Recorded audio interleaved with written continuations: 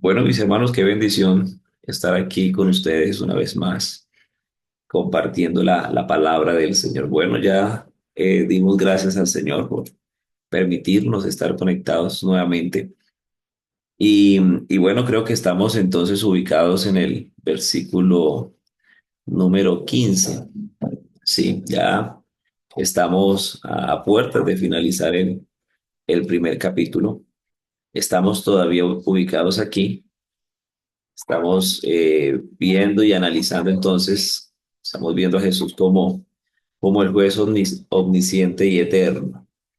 Entonces dice la palabra del Señor, y sus pies semejantes al bronce bruñido, ardiente como en un horno, y su voz como estruendo de muchas aguas. La clase anterior terminamos diciendo que Jesús, entonces, aquí en Apocalipsis nos muestra que Jesús juzga primero la iglesia, ¿sí? Porque dijimos que el horno, que Jesús entonces, aquí el horno indica que Jesús ha sido ya aprobado en la aflicción y que ahora viene entonces a juzgar a las naciones con justicia pura, ¿cierto? Porque Apocalipsis capítulo 19 entonces nos declara eso. En el versículo 15 dice que de su boca sale una espada aguda para herir con ella a las naciones. Entonces, una vez él pasa por esa aflicción, por ese horno, entonces él viene a juzgar las naciones con justicia pura. Pero aquí en Apocalipsis, entonces, se nos muestra que Jesús juzga primero a la iglesia.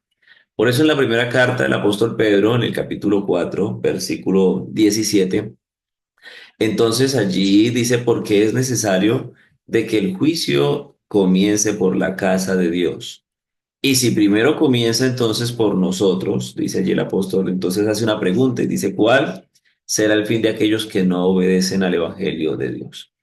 Así que entonces en Apocalipsis capítulo 2 y 3 entonces el Señor juzga a la iglesia con base en la santidad que él mismo desarrolló, ¿sí? Y después entonces de juzgar la iglesia, él juzgará al mundo.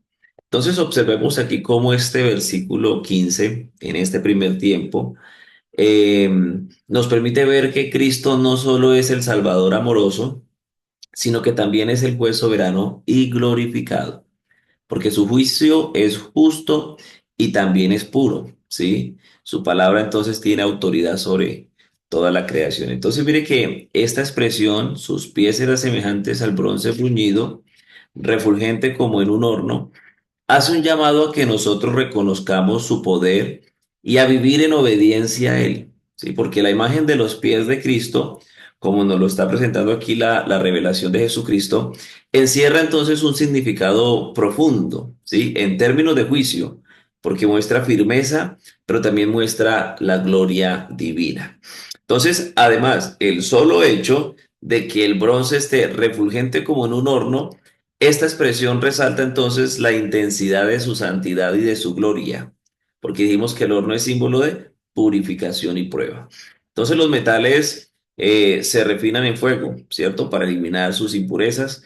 Cristo, habiendo pasado por el fuego de la prueba, se presenta entonces como el Rey glorioso, ¿sí? Ese Rey glorioso que es puro y sin mancha.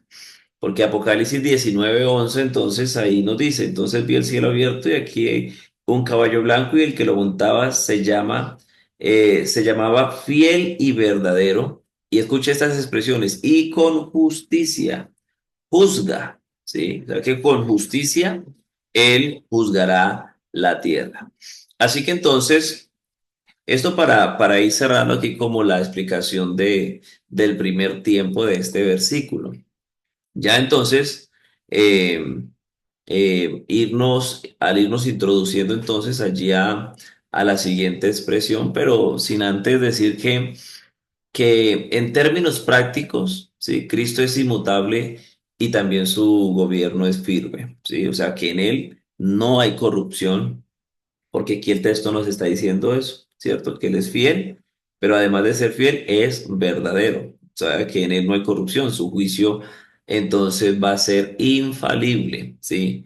Para nosotros los creyentes, entonces esto es un llamado, según lo que está diciendo aquí esta expresión, esta primera expresión de este versículo 15 del capítulo 1 de Apocalipsis, es que entonces es un llamado a vivir en santidad, ¿sí? Sabiendo entonces que un día estaremos delante del juez justo. Pero también es una promesa de que toda injusticia será corregida, ¿sí? Y que Cristo entonces traerá un reino de justicia y de verdad para este mundo.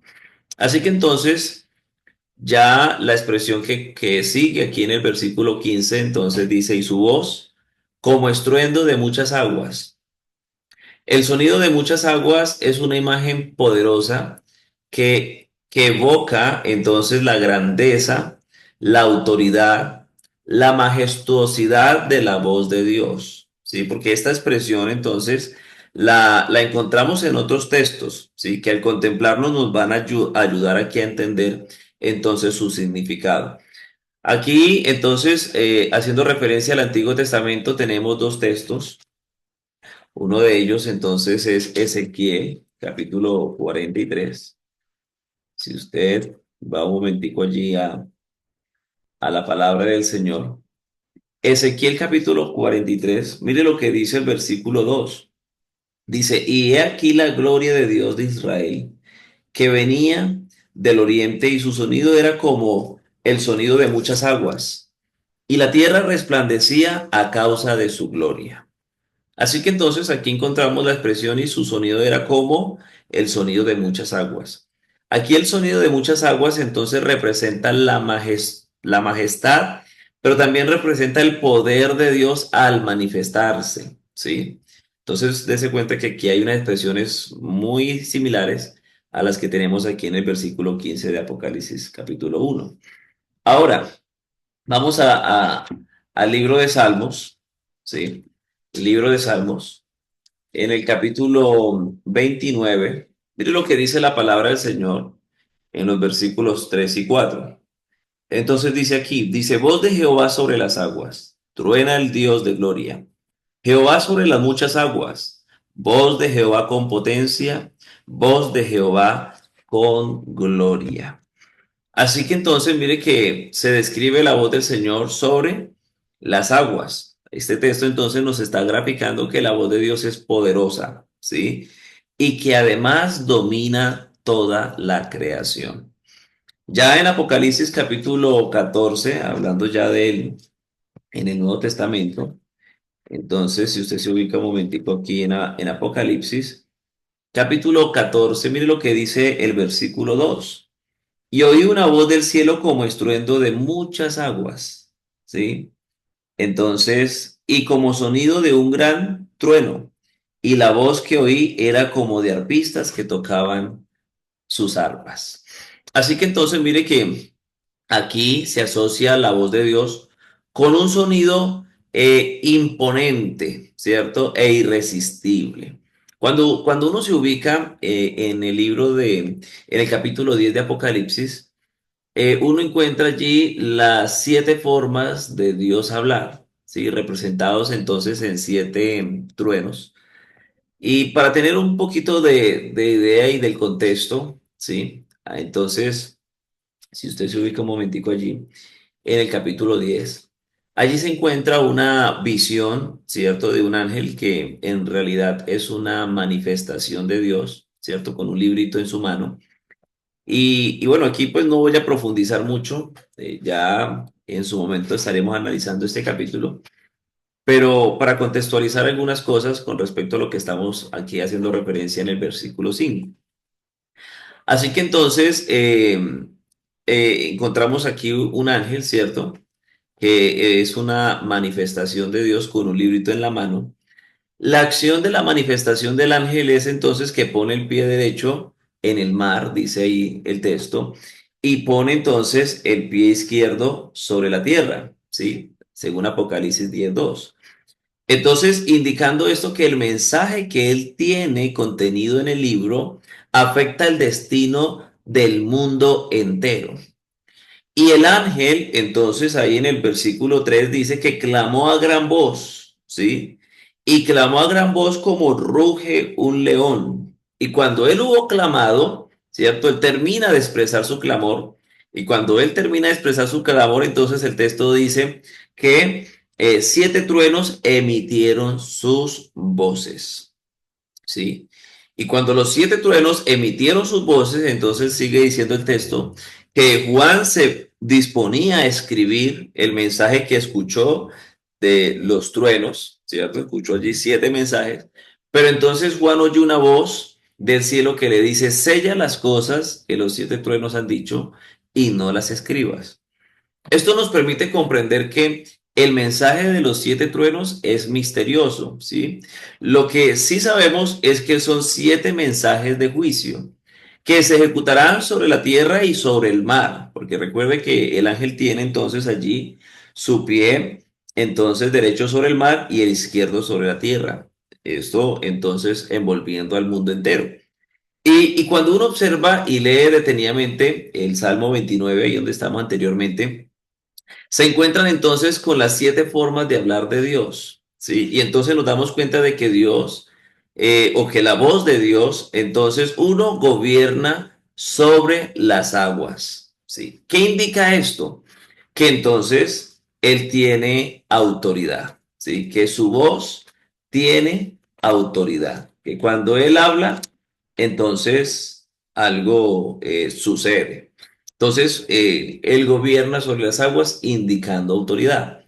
¿Qué otra característica encontramos aquí según el Salmo 29? Entonces, que es majestuosa la voz de Dios y que además es poderosa, ¿sí? Entonces, indicando esto que es gloriosa y también soberana. ¿Qué más encontramos? Entonces que quebranta lo fuerte, ¿sí? Que entonces quebranta lo fuerte. Entonces allí dice que quebranta los cedros, ¿cierto? Quebrantó Jehová los cedros del Líbano. Entonces, quebranta lo fuerte indica esto juicio. Que sacude la tierra, ¿cierto? También nos muestra ahí que sacude la tierra. Entonces, esto nos habla de su impacto a nivel global que trae fuego, ¿sí?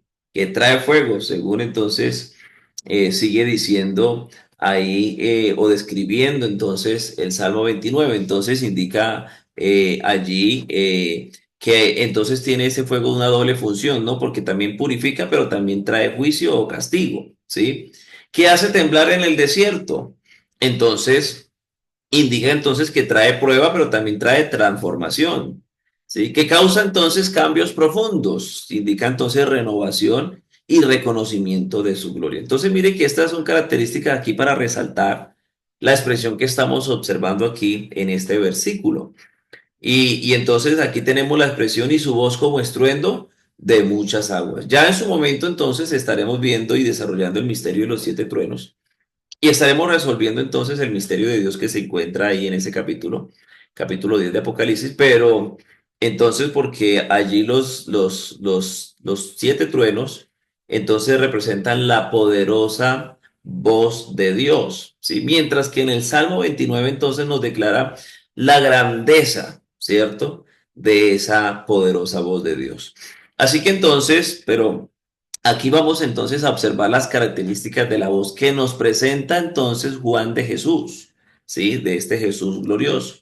Porque la expresión y su voz como estruendo de muchas aguas nos permite pensar y al mismo tiempo entonces nos transmite varias ideas sobre la voz de Cristo glorificado.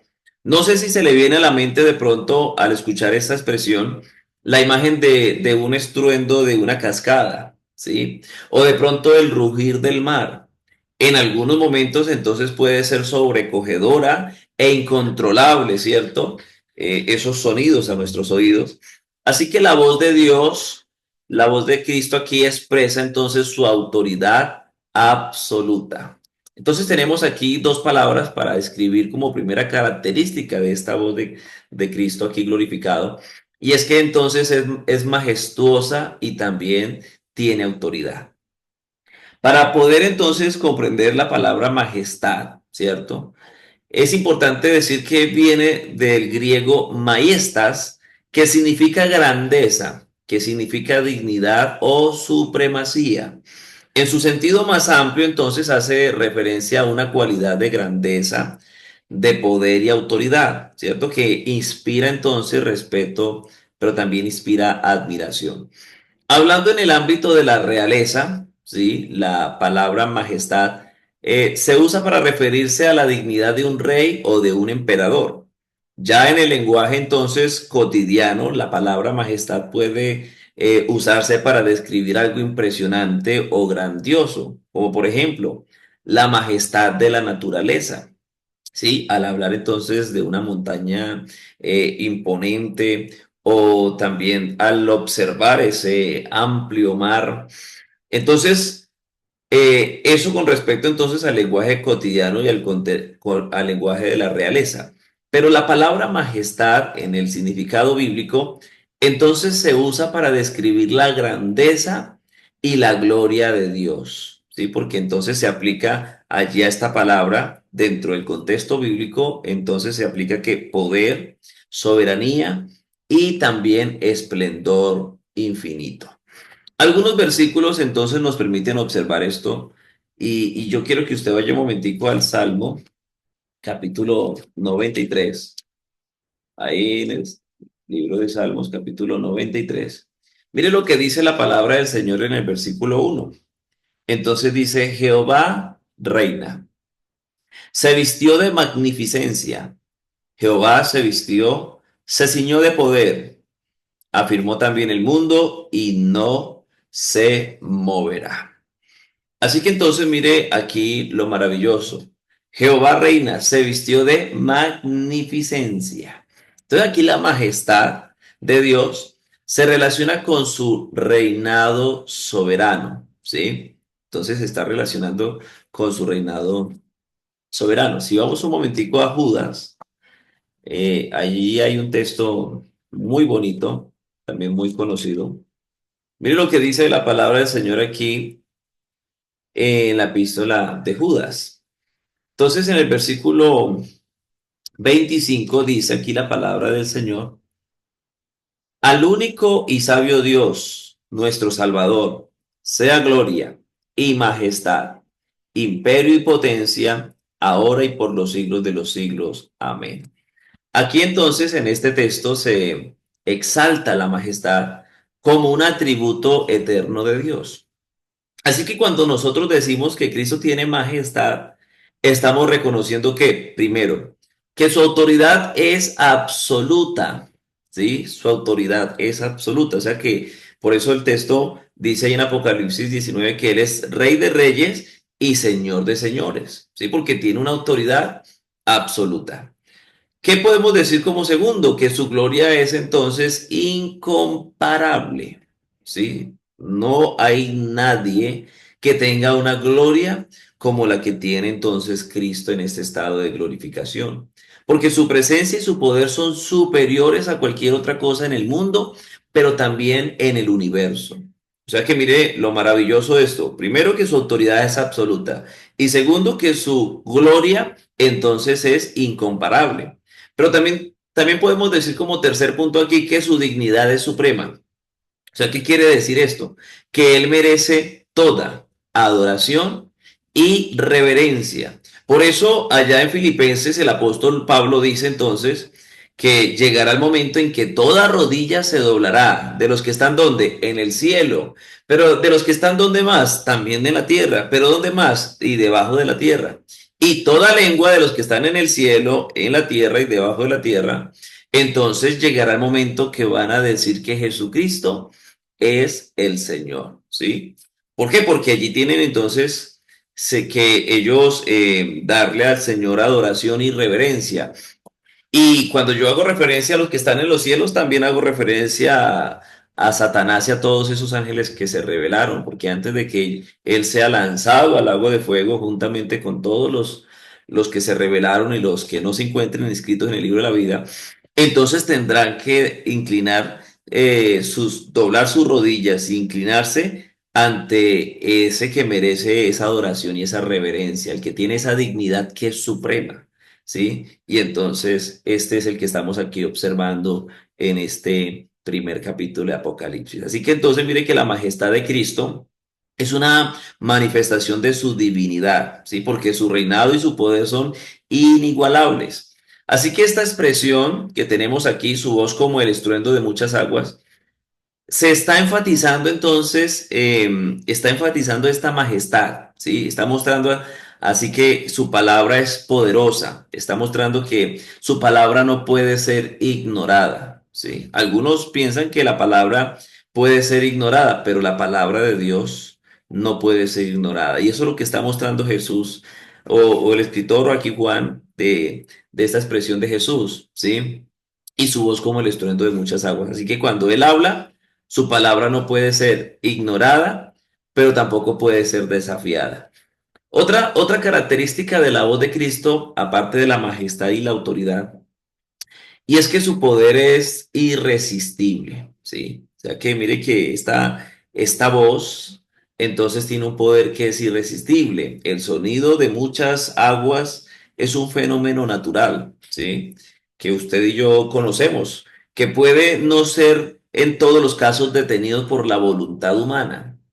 Sí, porque usted ha visto momentos que esas muchas aguas entonces se desbordan, ¿cierto? Y a veces la humanidad trata de controlarlas, pero no puede, y entonces allí ellas van a su paso. De la misma manera, entonces aquí la voz de Cristo no puede ser silenciada o contradicha, ¿sí? Porque su palabra tiene poder ¿de qué? De crear, pero también qué poder para transformar y también poder para juzgar.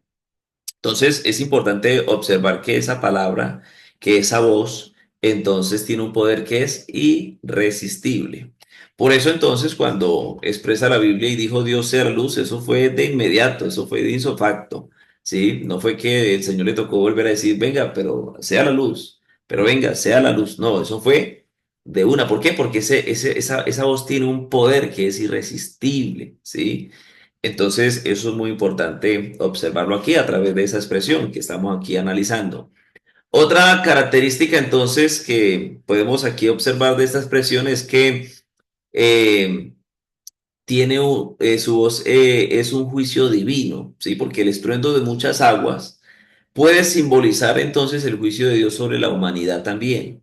Así como las aguas pueden destruir con fuerza, ¿cierto? Porque usted se da cuenta que las aguas destruyen, ¿cierto? Y ellas a veces la humanidad la quiere retener, pero las muchas aguas, ¡pum! ¿Sí? No se dejan contener en muchos casos. Entonces la voz de Cristo puede anunciar su juicio contra el pecado y también contra la injusticia, ¿sí? Y para ya ir concluyendo el día de hoy, antes de que aquí se nos cierre el Zoom, entonces decir que la voz de Cristo, como estruendo de muchas aguas, es un símbolo de su poder supremo. ¿Sí? Es un símbolo aquí, esta expresión de su poder supremo, de su autoridad inquebrantable, ¿sí? De su gloria celestial, porque es la voz del Creador, es la voz del Redentor y es la voz del juez que tiene el dominio sobre todas las cosas, ¿sí? Porque todas las cosas entonces tienen eh, que sujetarse a la voz. Ustedes se acuerdan que Jesús entonces está en medio de la barca, allí está durmiendo, y en un momento a otro entonces comienza el mar a agitarse y comienzan a soplar fuertes vientos. Allí los discípulos que están con él en la barca se asustan, ¿sí? Tienen miedo porque ellos ven y que está muy fuerte el oleaje y que el viento está pegando muy duro y que los va a hacer ahogarse.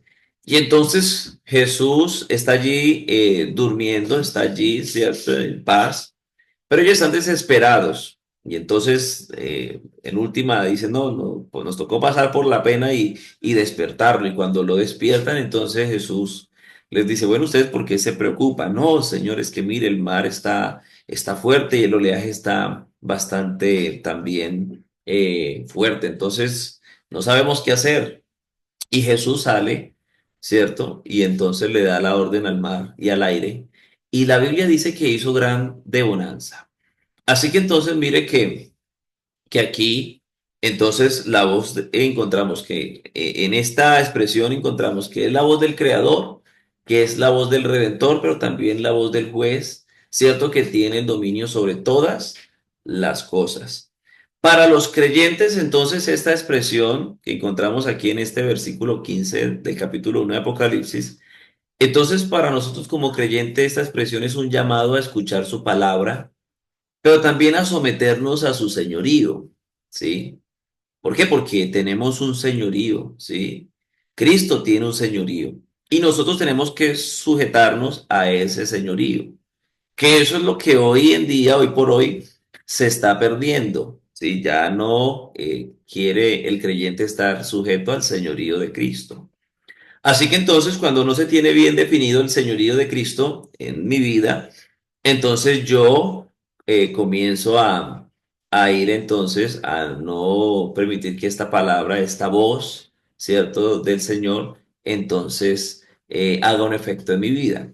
Entonces, para nosotros creyentes, esta expresión es un llamado a escuchar su palabra, pero también a someternos a su señorío. Para el mundo, es una advertencia de que su voz no puede ser ignorada y que habrá un día, ¿sí? Habrá un día donde entonces tendrán que responder ante Él, ¿sí? Habrá un día entonces donde todos los seres humanos tendrán que comparecer ante Él. Por eso aquí en Romanos capítulo 2 entonces dice, versículo 16 dice, en el día en que Dios juzgará por Jesucristo. Sí, es que mire quién es el juez. Ahí lo está mostrando, Jesucristo, ¿cierto? ¿Y qué juzgará por Jesucristo el Señor? Entonces los secretos de los hombres, ¿sí?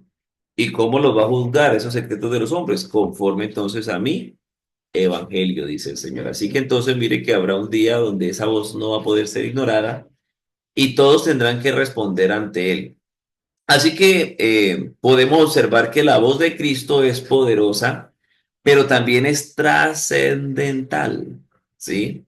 Porque este versículo 15 nos muestra que Cristo no es solo el Salvador amoroso, sino que también es el juez soberano y glorificado. Entonces su juicio es un juicio justo es un juicio puro, ¿sí? O sea que no es un juicio que va de pronto a permitir sobornos, ¿sí?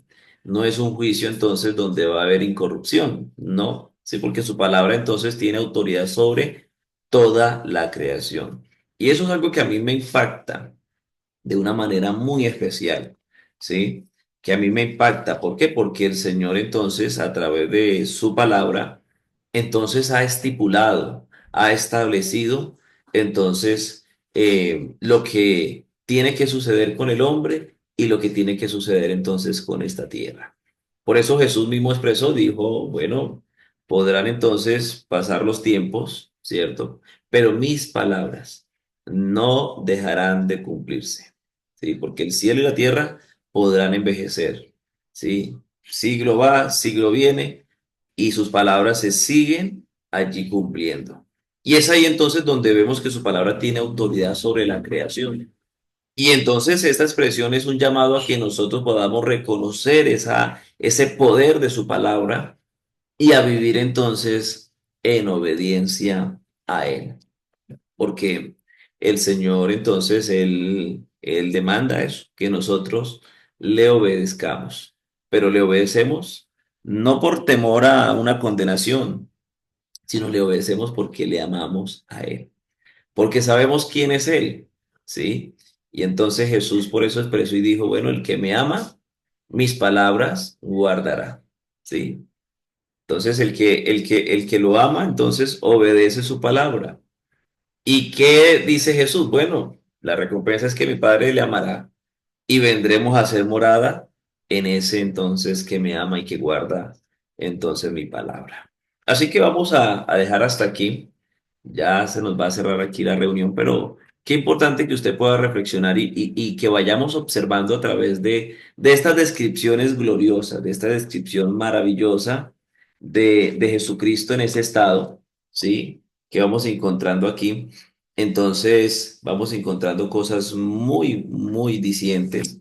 De pronto usted lo leía o varias veces lo escuchó, de pronto no miraba con amplitud cada una de esas descripciones, pero bueno, gracias al Señor aquí estamos analizando, vamos despacio aquí analizando algunas cosas, Yo sé que ustedes quieren, algunos quieren correr, quieren que ya nos metamos a los juicios, nos metamos a mirar algunas otras cosas, pero vamos despacio, porque la idea es esa.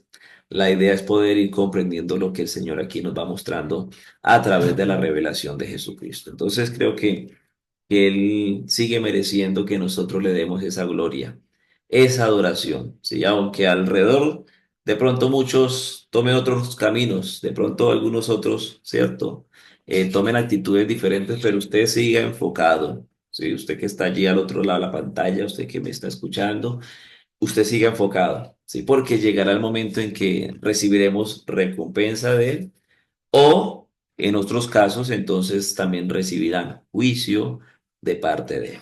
Así que lo mejor que podemos nosotros como iglesia y como creyente hacer es apuntarle a la primera.